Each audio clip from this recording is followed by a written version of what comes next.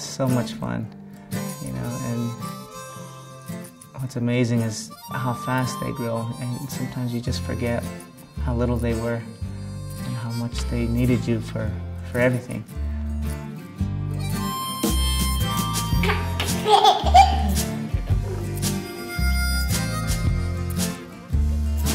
Good job.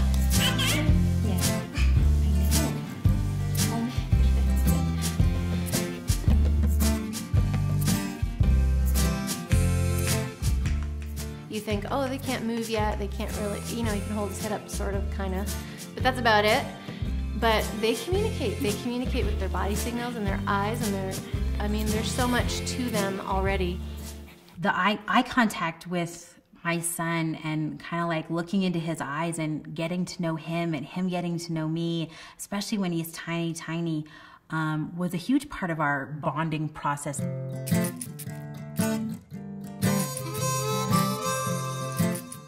I could have easily fallen into that kind of, oh, put your baby in a crib and just let them, you know, but I feel so grateful that I got, you know, that our midwife really said, you know, hold them. Hold your baby. When they're a baby, they just need all the attention possible, and there's no way of spoiling them. Breastfeeding and nursing my son was one of the absolute key things to us bonding in a way that I never knew you could be bonded to another human being. I also carried him around in a sling a lot. Y Carlos, él siempre hemos tenido una conexión muy diferente, muy especial. Yo pienso que por la leche materna, porque le di un pecho casi hasta los 2 años. O sea, realmente, si debes de querer hacer lo del amamantar.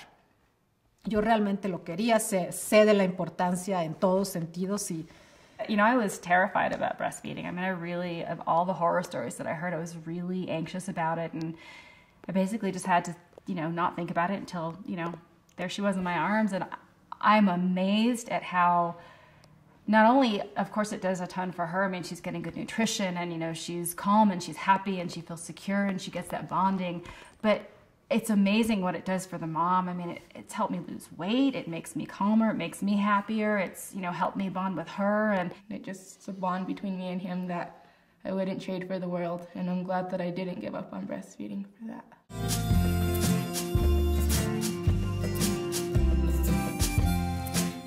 You know, babies just want to suck on things. And so figuring out how to get my finger on the roof of her mouth, my pinky, and so she could just sit and suck on my finger, that made me feel very much a part of that whole beginning process. So.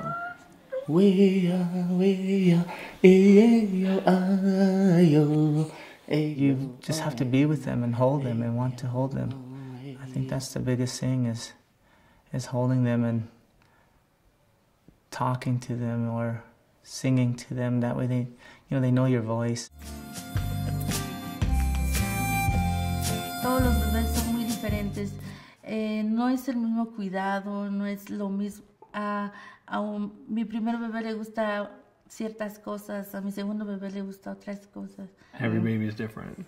So. That really, yeah, I think that's been the hardest thing, just kind of learning to trust, you know, not what you read necessarily. Not what you read. He's funny, and he already has just this personality that... Los dos son muy diferentes. El primero es muy tranquilo. Mi primer bebé es muy tranquilo. Él no me molestó tanto como el segundo. Ahora el segundo sí me ha costado poquito con él. And she's extremely rambunctious and curious. Pero no es como otros niños que nomás llora y llora y llora. No, ella casi no llora. She's very chatty also.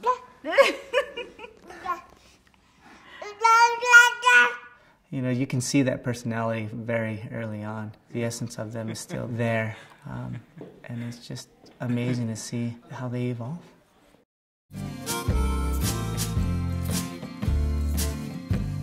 The most difficult part of learning to communicate with my baby has been learning his cues. To kind of slow down and with him and stop and slow the whole process down to really key in to what is he wanting, not to force the situation into what's convenient for me or what works for my time schedule. The more I could just breathe and just look at him and try and listen to him and trust my instincts on whatever he needed, it seemed like it just guided me.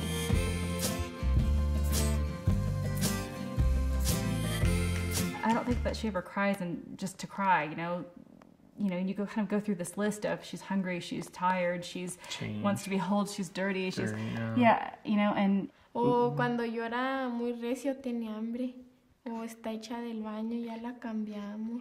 If the baby makes a O cry with the mouth looking like it's an O, it was tired, yeah, right? They're tired. Or ready to disengage from the situation. And then the... is kind of like an uncomfortable cry, like they're gassy, or they need to be burped. They're or just uncomfortable in general with their surroundings. Even like a diaper change. And then it's the ne.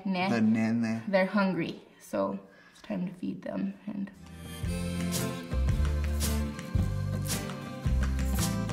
I read about baby sign language, and we do use some of the standardized signs at home. We use more, we use eat, we use all done, which I'm not sure is standardized or it's just kind of one that we came up with. We started the sign language when she was 2 months old, maybe? 2 months old, yeah, and we eat, more, and all through or finished. That's what we did. And she's learned those signs.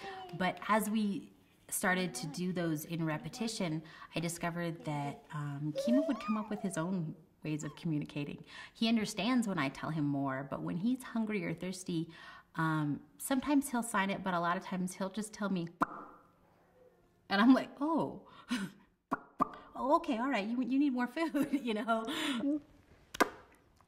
We're hungry now.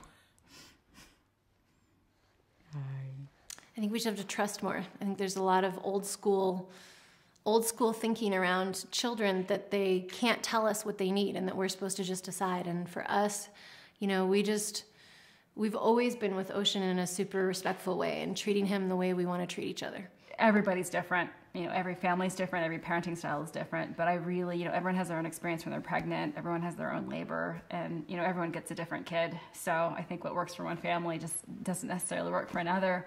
But I was so surprised when I feel like I finally got the right information. I was lucky enough to have a midwife who was just so experienced and knowledgeable and kind and very baby and parent-centered. And she was just phenomenal. I think she finally kind of gave us this information about attachment parenting and things like, you know, wearing your baby and nursing on cue and just listening and responding. And it was amazing to notice this almost immediate difference in this immediate reward of, oh, okay, I feel like I'm doing something right now, and I feel like my baby is really responding, and I feel like, you know, I'm a little bit secure now in what I'm doing. I guess like everyone was telling us how to like take care of the baby and what to do, but no one really told us just love your baby and go by like your heart and everything will be okay. Just do whatever you can to give your baby the best opportunities possible. And you don't have to be like rich to do it. Like we're like by no means like rich. We're like struggling college students, and so just do the best you can. And ser mamá es lo mejor que uno puede ser. Son nuevas experiencias que uno agarra y la verdad, sí, que las mamás tengan mucha paciencia y sepan en que los niños qué es lo que les gusta, qué no les gusta, tratar de entender a ellos. O sea, realmente todo un camino que recorrimos, pero realmente la cosa más increíble que me ha pasado en la vida es ser mamá. Y le agradezco a Dios cada que veo a mi hija y no hay mayor alegría que verla y verla contenta y verla que está desarrollando y verla que es inteligente y verla que hace esto y ver lo que hace. Es increíble, es el gozo más grande que he tenido en mi vida. el tenerla y el verla crecer.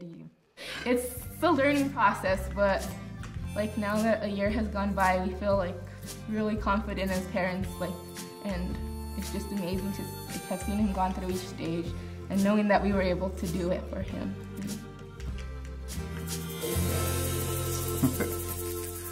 It's amazing.